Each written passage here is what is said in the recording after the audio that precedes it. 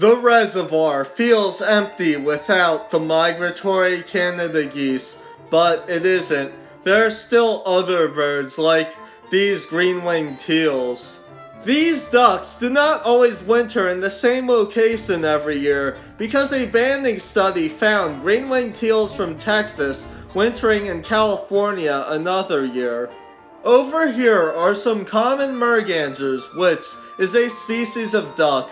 This is a female, and this is a male. In North America, they can be found from Mexico to Canada, but they also live in the Old World, where they can be found from Britain to Japan, and from Pakistan to Norway. Only the migratory Canada geese have left, but the giant Canada geese will stay here throughout the year. They are actually not native here in Pennsylvania, but are native to the Midwest. Meanwhile, here are some northern shovelers.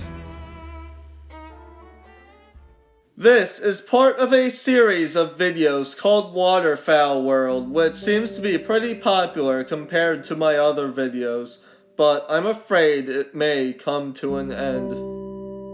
But before that, on land is an eastern gray squirrel, and in the water is a group of common mergansers. These ducks are predators and eat fish along with other things that can fit in their mouths, and they can be found here throughout the year.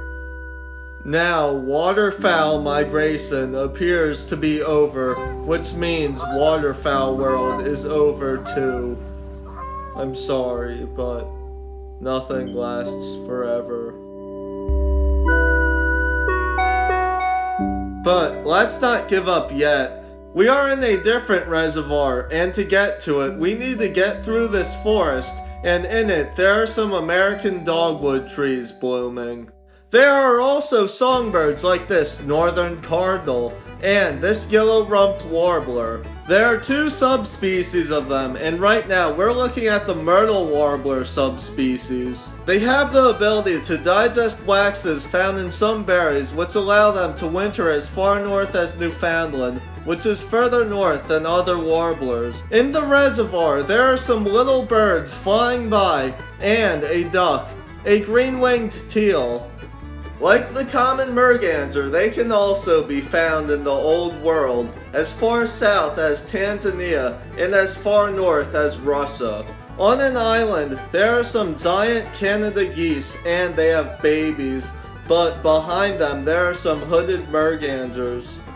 To the left is a female and to the right is probably an immature, and hooded mergansers have actually bred here before. Here is a duck never featured before on this channel, the blue-winged teal, which is native only to the Americas, from Brazil to Alaska. They are actually in the same genus as the northern shoveler from earlier. Also, they eat by submerging their head and eating aquatic insects and plants. Behind a duck is a purple sandpiper. In the winter, they are found along the northern Atlantic coast of Europe and North America. They breed in the Arctic and are found further north than any other shorebird. It is rare to find them this far inland. One of those little birds from earlier has landed, and it is a male belted kingfisher. Unlike many other birds, males are less colorful than females. These birds eat little fish and they catch them by diving.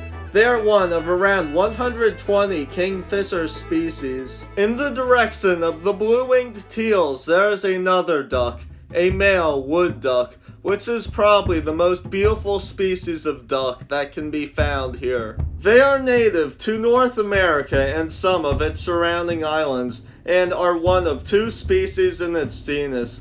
The other species is the mandarin duck, that is native to East Asia. They are called wood ducks for a reason, and that is because they nest in tree cavities, and sometimes the tree that they nest in can be over a mile away from water. The nest can be over 50 feet from the ground, and you may be wondering, how do the ducklings get out? Well, the answer is they jump, and they often land unharmed. Wood ducks are truly built for the forest with their long curved claws that allow them to climb and perch on branches. Also, they have a special wing structure that allows them to fly through tight spaces in the woods. Under the water is a monster, a common snapping turtle, which is Pennsylvania's largest turtle species and can weigh up to 35 pounds. Also, they can snap your finger right off with a bite force of 210 newtons. Now, let's go to a small pond further upstream. In here, there are gators. Okay, they're just frogs. However, they are not alone. There are also mallard ducks, which can be found across the northern hemisphere and are widespread in both North America and Eurasia. They can even be found in southern Greenland. It is worth mentioning that the wild ancestors of most domestic ducks were mallards.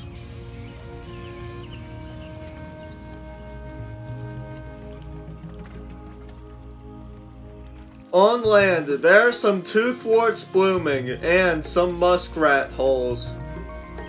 Up in a tree is a male red-winged blackbird, and if you want to learn more about them, then watch this video.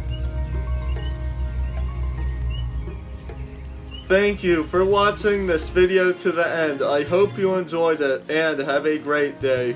Also, do not worry, there are still many more Waterfowl World videos to come.